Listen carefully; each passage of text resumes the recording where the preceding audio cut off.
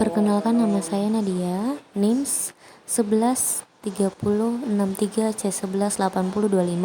Di sini saya akan melakukan penkes HIV kepada masyarakat. Sekian, selamat menyaksikan. Baik, di sini kita akan masuk pembahasan kita yaitu HIV/AIDS, Human Immunodeficiency. HIV adalah virus pada manusia yang menyerang sistem kekebalan tubuh manusia yang dalam jangka waktu yang relatif lama dapat menyebabkan AIDS. AIDS sendiri adalah suatu sindrom penyakit yang muncul secara kompleks dalam waktu relatif lama karena penurunnya disebabkan oleh infeksi HIV. Baik, kita masuk ke dalam pembahasan HIV. Human artinya manusia bukan hewan. Immunodefisiency penurunan kekebalan tubuh. Virus itu makhluk yang sangat kecil dan tidak terlihat dengan mata biasa dan masuk ke dalam tubuh manusia sehingga menyebabkan manusia itu sakit. HIV adalah virus yang masuk ke dalam tubuh manusia melalui cairan tubuh itu air, mani, darah, cairan vagina dan ASI dan merusak sistem kekebalan atau daya tahan tubuh sehingga manusia kehilangan daya tahan tubuh dan mudah terkena penyakit. AIDS sendiri ada 3, yaitu acquired artinya didapat karena menyebar dan ditularkan dari satu orang ke orang lain. Immunodeficiency penurunan atau kehilangan daya tahan tubuh untuk melawan penyakit. Sindrom kumpulan berbagai gejala penyakit.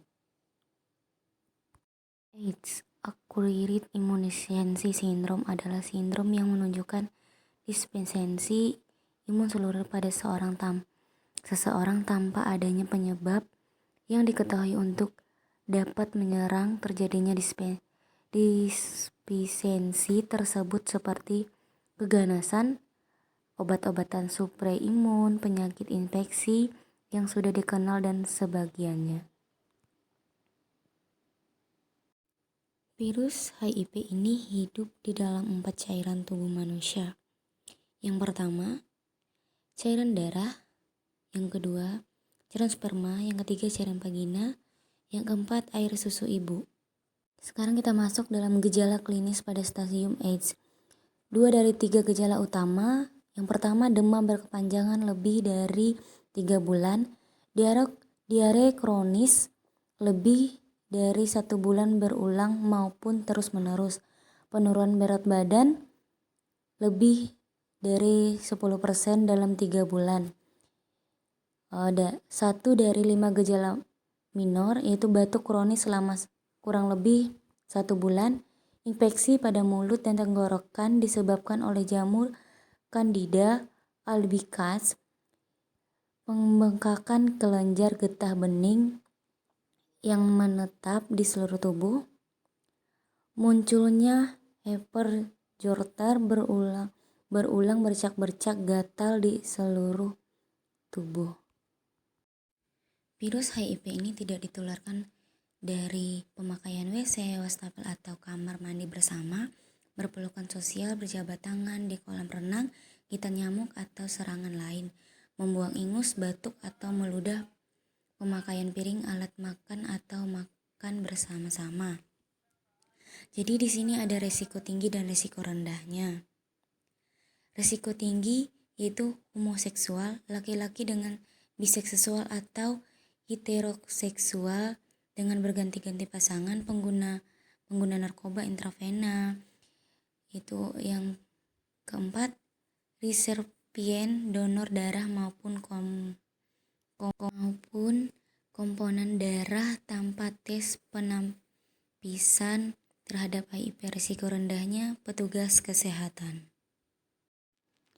Transmisi HIV ke dalam tubuh manusia melalui 3 cara, yaitu secara transseksual atau homoseksual dan heteroseksual sekitar 70% sampai 80%. Yang kedua, secara horizontal kontak antara darah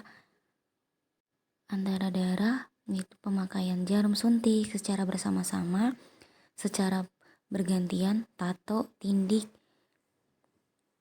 transfusi darah, transplantasi organ, perawatan gigi, dan lain-lain, sekitar 3% sampai 5%.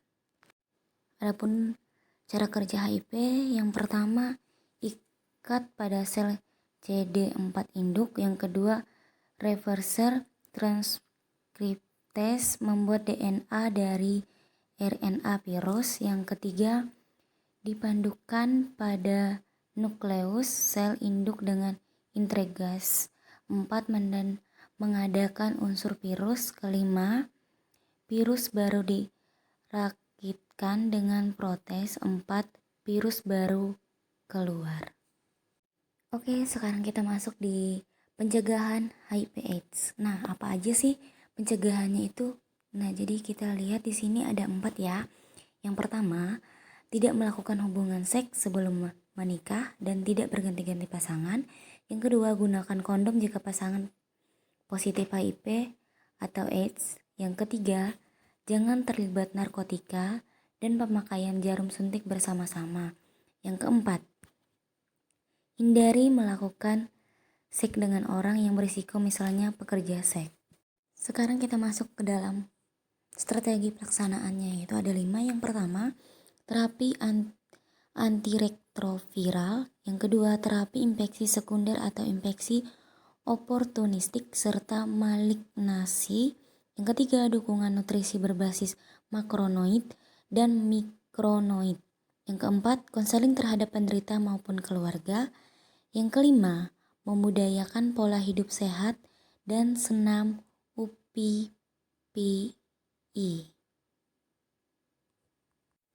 Sekian dari video saya. Jika ada salah kata saya minta maaf. Di sini saya sudah